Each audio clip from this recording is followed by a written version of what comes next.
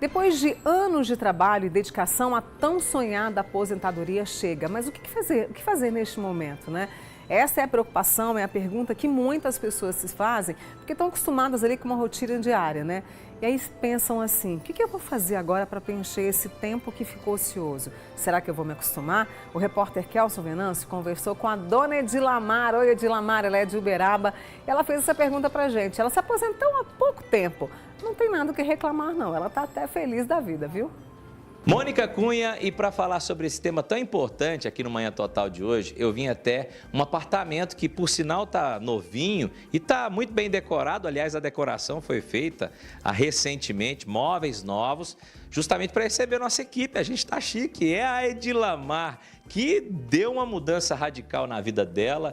Ela aposentou recentemente, aposentou no dia 1º de agosto. É a vida nova. Mas antes de você falar isso, eu quero saber como é que foi antes de você aposentar. Tudo bem? Conta pra gente sua vida. Bom dia, tudo bem. Eu comecei a trabalhar aos 27 anos de idade. Trabalhei em vários lugares, vendas, título de capitalização. E aí entrei na prefeitura, né? E fiquei 23 anos na prefeitura. Pois é, antes, como é que foi isso, antes da aposentadoria? Você era muito pressionada no trabalho? Tava carregado para você? Você já falasse, meu Deus, eu não vejo a hora de parar, de descansar, de aposentar? Não, até que essa última secretaria que eu estava, é bem tranquilo, bem sossegado. Nós éramos em 12 pessoas, psicólogos e assistente social, super sossegado, tranquilo, mas eu aqui estava cansada mesmo, com vontade de fazer outras coisas. Eu acho que para mim já deu. Eu queria fazer outras coisas, né? E parar mesmo, aposentar. Aí em maio eu pedi, 1º de agosto agora saiu. E eu quero viajar, eu quero aprender dança, eu quero ir em shows, viajar para outras cidades. Fazer outras coisas que eu não pude fazer porque eu tinha que cumprir horário. Né? Pois é, e como é que foram aí os primeiros 30 dias, né? Seriam férias? Você falou agora há pouco que seriam férias diferentes, né? Porque eu brinco, porque eu acho que eu me acho com muita energia, com saúde, e eu me sinto muito jovem, né? Aí eu brinco que eu não quero que fale que eu estou aposentada. É para falar que eu estou de férias, prêmio, por tempo indeterminado. Eu quero saber o que a Edilamar já fez e o que você pretende fazer. Eu estou procurando fazer cursos. Eu gosto muito de fazer serviço voluntário. E agora, né? Eu quero outras sugestões também. Pois é, a Edilamar, ela viaja, ela dança, ela curte música, ela passeia, ela caminha, ela namora, né, Edilamar? A Edilamar é divorciada já tem 16 anos e a vida dela também, nem nesse ponto, não pode parar, né? Não, tem que... É saúde, né? Eu acho que é saúde, é juventude, conhecer pessoas diferentes, se for o caso de namorar, né? Dê oportunidade, se dê a oportunidade, tenta, abre para isso. Pois é, Mônica, olha só. A gente vai terminar essa participação com a Edilamar. Ela, por mais que a gente conseguiu uma personagem fantástica, foi um prazer te conhecer, Edilamar. A gente já notou que ela é bem ativa, por mais que ela seja ativa, faça isso tudo. Ela ainda, mesmo sendo assim, ela pergunta, aposentei, e agora? E agora?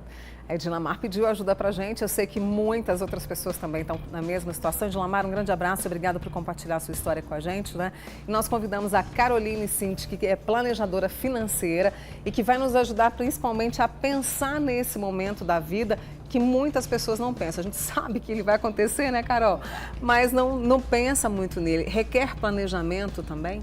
Sim, requer. A gente estava ouvindo, né, conforme ela estava falando, é curioso como o planejamento vai nas duas fases, né? Na fase que eu estou na fase produtiva e como que eu vou fazendo as minhas escolhas em relação ao meu padrão de vida e o que eu vou poupar. E depois, quando eu entro nessa fase do usufruir daquilo que eu construí, e também que eu estou com essa liberdade, não tenho mais aquele compromisso do trabalho, eu estou com essa liberdade, então o que eu faço com isso, né?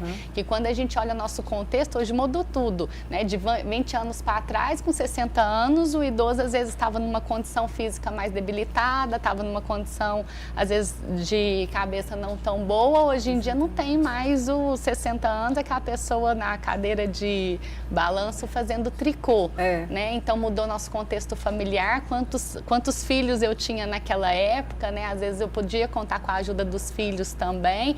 Mudou o cenário econômico, não tinha estabilidade econômica. Hoje a gente não vive mais naquele momento de inflação.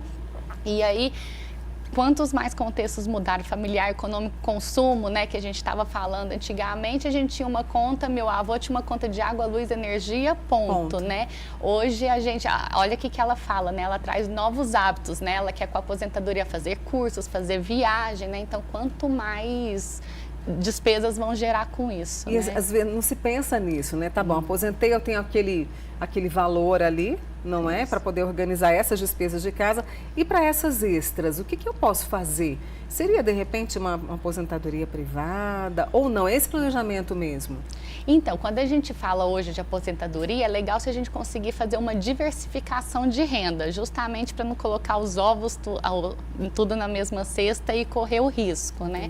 Então, vale a pena a gente ter ao longo da vida produtiva uma parte em aposentadoria pública mesmo, porque o governo ainda é uma entidade mais forte, consegue dar a conta com ele, fecha melhor, né? É muito mais fácil eu conseguir ter uma renda vitalícia com um governo por trás do que só privada.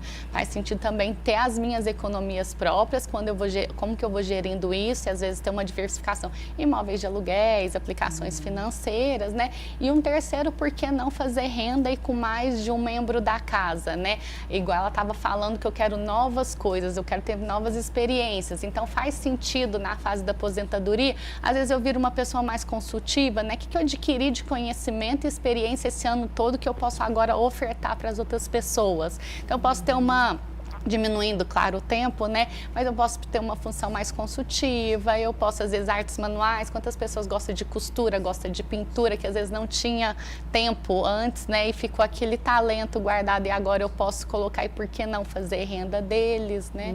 E por aí. Ou seja, aposentei, mas eu posso continuar, claro, aproveitando a vida, como a Edilamar quer, mas também criar uma nova oportunidade de trabalho, porque eu imagino que você ficar com esse tempo à sua disposição, isso deve gerar uma confusão muito grande. Demais. A gente fala que é bom, né, principalmente se a pessoa fez o dever de casa, vamos dizer assim, financeiro bem feito, por mais que deve ser bom aquela sensação de ter uma renda passiva, né, e eu posso sair divertindo, uma hora só gastar, eu imagino que cansa, né, as pessoas que falam, cansa, né, e a gente tem outras necessidades, né, tem necessidades sociais, de poder se relacionar, não só no lazer, mas também, será que na atividade, quando que eu vou tendo convívio com as outras pessoas, né? E também aquela questão do se sentir útil. E por que não devolver para a sociedade aquilo que eu recebi, né? Quando eu estou na fase produtiva, estou preocupado comigo, com a construção, com a minha família, e eu posso entrar numa fase que eu dou num luxo também de devolver para a sociedade, seja o meu conhecimento, experiência, ou por que não trabalhos voluntários, sociais, né? Que eu vou podendo somar na comunidade que eu vivo. Acrescentar tanto naquela cidade que eu vivo.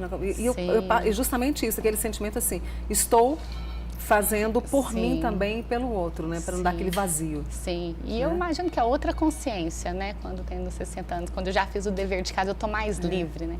A antroposofia, né? Ela fala da questão dos setênios, né? Então, aos 63 anos, eu adquiro aquele espírito livre, né?